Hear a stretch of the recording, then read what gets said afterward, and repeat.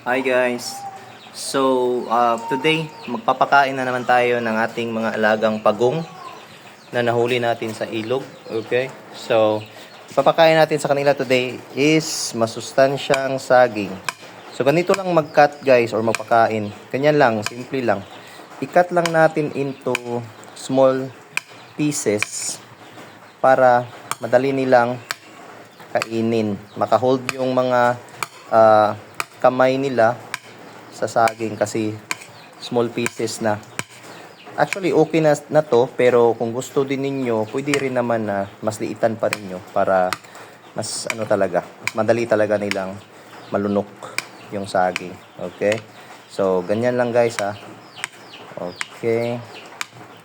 Ayan, pwede na to. Now, hulog lang natin. Okay. Pwede rin kamayin. Tingnan nyo guys malalakas silang kumain. Yan Yan mag-aagawan na naman sila niyan.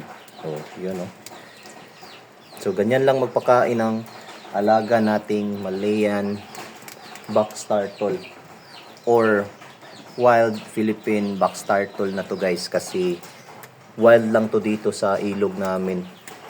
Ang dami nila Yung mga nilalagay ko dito guys, yun lang yung mga pumupunta sa likuran ng aking bahay. Hindi ko talaga sila hinuhuli pag nasa ilog sila. Kaso usa silang pumupunta dito kasi baka gusto siguro nila ng mga masasarap na pagkain, sawa na sila sa ilog. So, dito naman. Pero inaalagaan naman natin sila ng maayos. Ayan So, medyo umuulan ngayon.